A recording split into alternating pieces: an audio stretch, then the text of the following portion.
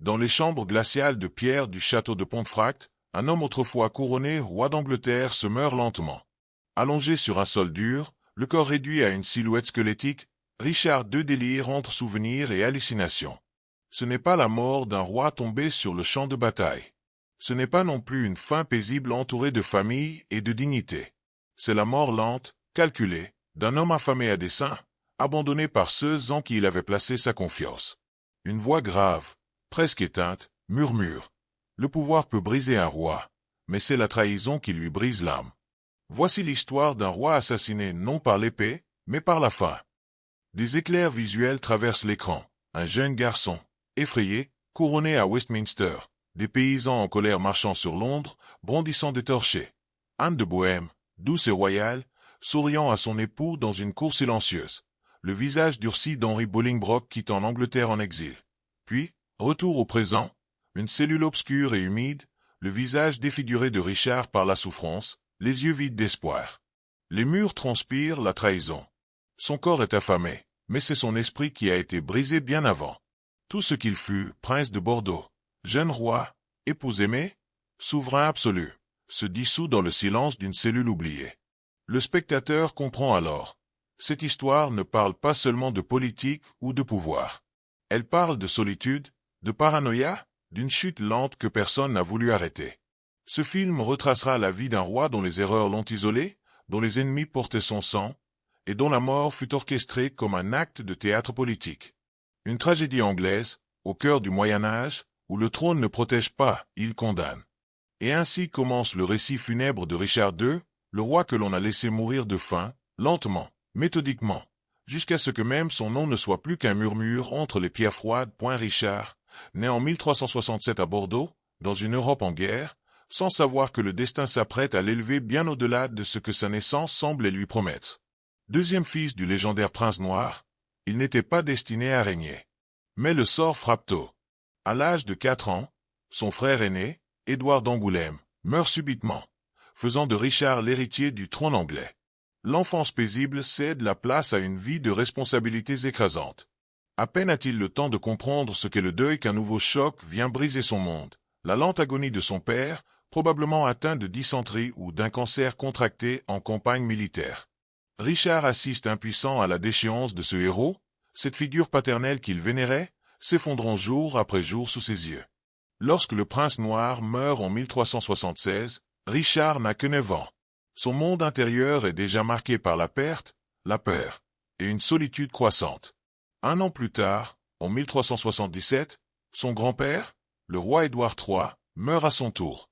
Et c'est dans une Angleterre divisée, appauvrie par la guerre de 100 ans et rongée par l'ambition des nobles, que l'enfant monte sur le trône.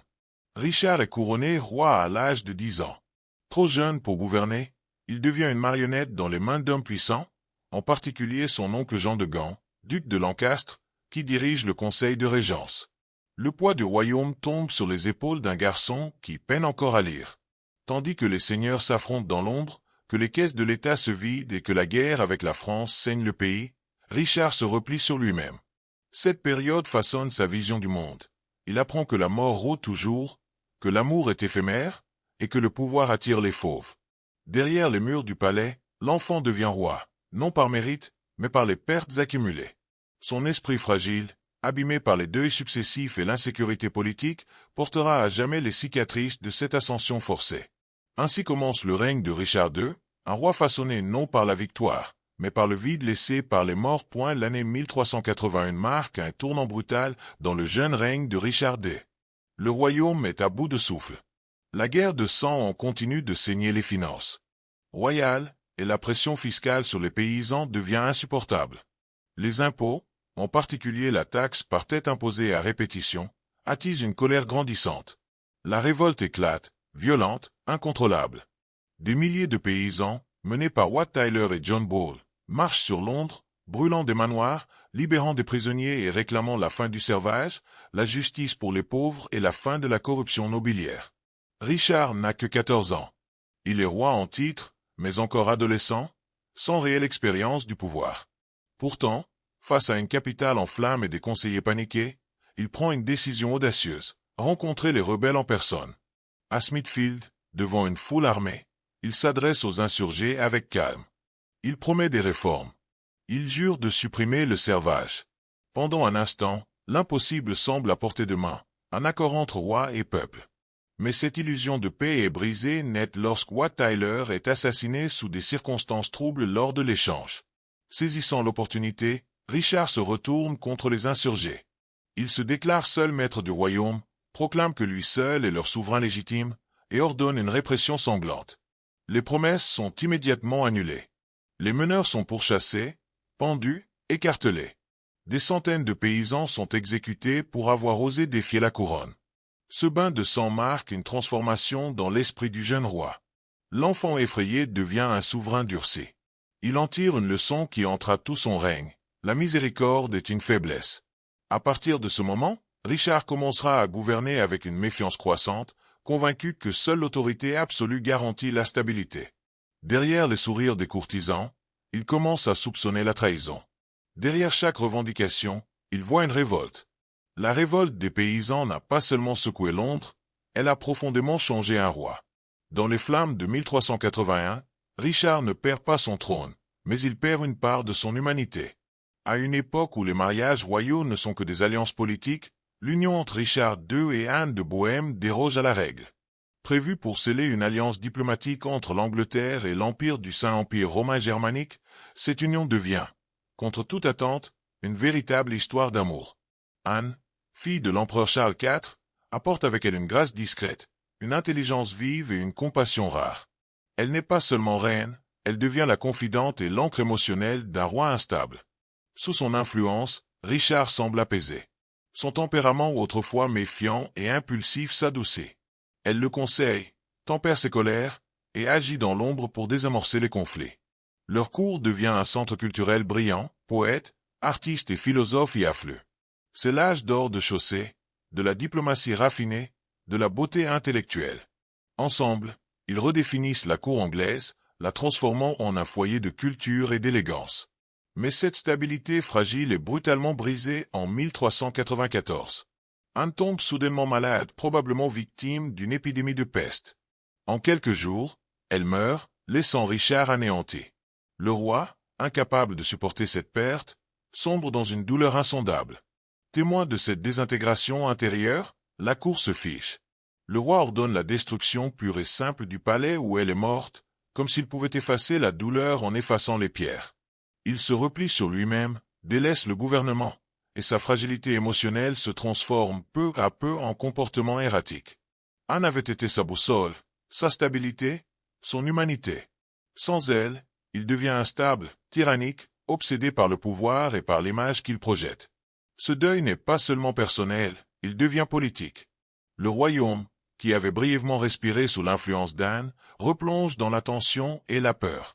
La perte d'un amour authentique entraîne la perte d'un équilibre mental, bientôt, celle d'un royaume. La mort d'Anne n'a pas seulement tué une reine, elle a réveillé les pires démons d'un roi déjà hanté par la solitude, la trahison et le vide du pouvoir absolu.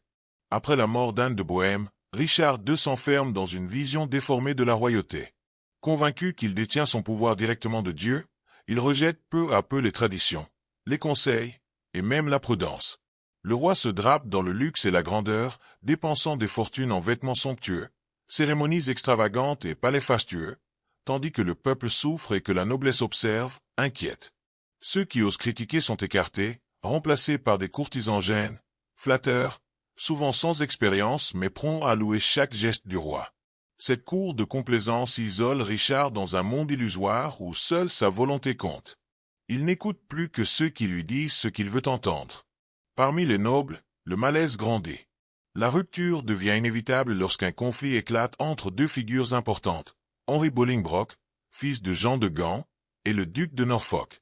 Les accusations de trahison volent, et Richard autorise un duel judiciaire, une tradition médiévale censée trancher les différends par le combat. Mais au dernier moment, il annule le duel, une décision choquante qui bafoue les coutumes sacrées de l'aristocratie. Pire encore, il exile les deux hommes, Bolingbroke pour 10 ans, Norfolk à vie. Cette injustice scandalise les seigneurs. Mais Richard va plus loin. En 1399, lorsque Jean de Gand meurt, Richard saisit l'ensemble de ses terres, empêchant Bolingbroke d'hériter du duché de Lancaster. Ce geste, une violation flagrante du droit féodal, est l'erreur fatale. Il envoie un message clair à toute la noblesse. Même les droits héréditaires ne sont plus protégés sous ce règne. Si Richard peut dépouiller l'un des hommes les plus puissants du royaume, alors personne n'est à l'abri. Aveuglé par sa colère et son besoin de contrôle, le roi ne voit pas qu'il est en train d'unir contre lui ceux qu'il avait autrefois divisés. Sa paranoïa devient politique. Sa mégalomanie devient stratégie. Et sans le savoir, en trahissant les fondements même de la monarchie anglaise, Richard creuse sa propre tombe. Ce n'est plus seulement un roi extravagant, c'est un souverain devenu tyran, sourd aux traditions, aveugle à la révolte qui s'organise dans l'ombre. En 1399, aveuglé par l'illusion d'un pouvoir incontestable, Richard II commet une erreur stratégique irréversible. Il quitte l'Angleterre pour mener une campagne militaire en Irlande. Il veut y écraser une rébellion, mais son absence crée un vide politique au cœur même du royaume. Ses conseillers les plus fidèles l'accompagnent, affaiblissant encore davantage la structure de commandement laissée sur place. C'est à ce moment précis que Henry Bolingbroke, exilé et dépouillé de ses terres, saisit sa chance. Depuis la France, il rassemble des partisans et débarque en Angleterre, affirmant publiquement ne vouloir qu'une chose, récupérer son héritage légitime, le duché de Lancastre que Richard lui a injustement confisqué. Mais derrière cette revendication mesurée se cache une ambition plus vaste, partagée par de nombreux nobles mécontents. Très vite, les soutiens affluent. Des seigneurs influents, des chevaliers, des soldats et même des gens du peuple se rallient à Henri. Non seulement ils le considèrent comme victime d'une injustice, mais aussi comme une alternative crédible à un roi de plus en plus tyrannique et instable. La rapidité de l'adhésion est foudroyante. En quelques semaines, Henri contrôle une grande partie du royaume. Lorsqu'il apprend ce retournement, Richard revient précipitamment d'Irlande, persuadé qu'il pourra encore imposer son autorité. Mais il est trop tard. Les soutiens se sont évaporés. Ses armées sont dispersées. Les grandes familles l'ont abandonné. Le roi n'a plus de trône, plus de légitimité, plus de force. Traqué, il se réfugie au château de Flint, au pays de Galles. C'est là que l'histoire prend une tournure tragique, un face-à-face Holtz. Cousin devenu ennemi. Richard, affaibli, humilié, se rend sans combattre. Henri, désormais maître du jeu, orchestre soigneusement ce moment comme une scène de théâtre politique. L'image est puissante, un roi seul, dépouillé de tout, capturé sans bataille. La chute est totale. Ce n'est pas seulement un échec militaire, c'est une punition divine, une revanche du destin. Richard, qui croyait au droit sacré des rois, découvre qu'aucune couronne ne protège de la trahison, surtout lorsqu'elle vient de son propre sang-poing après sa capture à Flint Castle. Richard II est ramené à Londres, non plus en roi, mais en prisonnier. Ce n'est pas une exécution brutale qui l'attend, mais quelque chose de plus froid, de plus cruel, une mise en scène.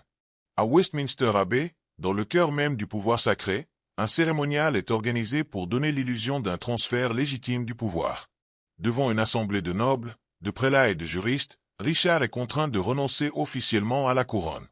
Il remet lui-même les symboles de son autorité, la couronne, le sceptre, le sceau royal, à Henry Bolingbroke.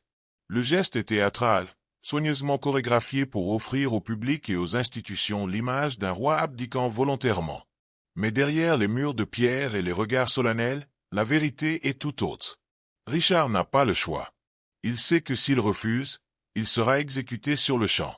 En acceptant cette abdication forcée, il espère sauver sa vie, croyant aux promesses de son cousin. Une retraite paisible, un traitement digne, la possibilité de vivre ses derniers jours loin du tumulte. Mais ces promesses ne sont qu'un masque.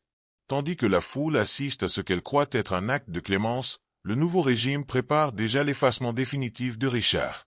La cérémonie, censée garantir la stabilité, n'est qu'un rideau derrière lequel s'organise une lente mise à mort. Pour Henri, laisser Richard en vie est trop risqué. Tant qu'il respire, il reste un symbole. Il pourrait rallier des fidèles, incarner la légitimité perdue. Sa simple existence menace l'équilibre fragile du nouveau pouvoir. Ce moment d'humiliation publique, où le roi se dépouille de sa majesté devant ceux qui l'ont trahi, marque le point de non-retour. Richard ne le sait pas encore, mais ce qu'il espérait être une fin pacifique est en réalité le début d'un supplice silencieux. L'illusion de la miséricorde a servi à désarmer les consciences. La vérité, elle, se prépare dans l'ombre des geôles. Le dernier roi de la dynastie Plantagenet ne mourra pas libre, ni honoré, il mourra lentement, dans l'oubli, trahi par le sang, effacé par la fin. Après son abdication forcée, Richard II est discrètement transféré loin de Londres, vers le nord du royaume, dans le sinistre château de Pontefract. Isolé, froid, entouré de murailles épaisses et de silence, le lieu est choisi non pour sa sécurité, mais pour son invisibilité. Ici, loin des regards et des rumeurs, commence la dernière étape d'un lent assassinat politique. Pas de poignard, pas de bourreau, seulement la faille. D'abord imperceptiblement, les rations de nourriture sont réduites. Un jour sans viande, puis un repas oublié, puis des jours entiers sans pain. Officiellement, rien ne se passe. Officieusement, tout est calculé. Il ne s'agit pas de tuer rapidement, mais de faire disparaître lentement. De le briser physiquement et mentalement, sans provoquer de scandale. Les serviteurs fidèles sont renvoyés. Les visites interdites. Richard, autrefois si soucieux de son apparence, teint désormais ses cheveux pour masquer les marques du temps. Son teint devient cireux, ses joues creuses, ses yeux vides. Ceux qui l'aperçoivent à travers les barreaux ne le reconnaissent plus. Le roi flamboyant est devenu une ombre. Chaque jour, son corps se consume un peu plus. Ses muscles fondent, sa lucidité s'effrite. Des accès de délire, des sanglots, des silences sans fin remplissent ses journées. Il comprend, lentement, que les promesses de retraite paisible n'étaient que mensonges. Que sa mort est voulue, planifiée, exécutée avec précision. Ce n'est plus un roi qui vit là, mais un homme seul, abandonné, trahi par ceux qu'il appelait autrefois ses alliés. Le 14 février 1400, Richard meurt dans l'anonymat glacial de sa cellule. Amaigri à l'extrême, affaibli, sans témoin, sans dernier mot. Un roi d'Angleterre meurt de faim, comme un mendiant oublié. Il n'y a pas d'honneur, pas de cérémonie, seulement un silence épais, chargé de culpabilité. Sa mort est l'aboutissement logique d'un système qui préfère effacer ses problèmes plutôt que les affronter.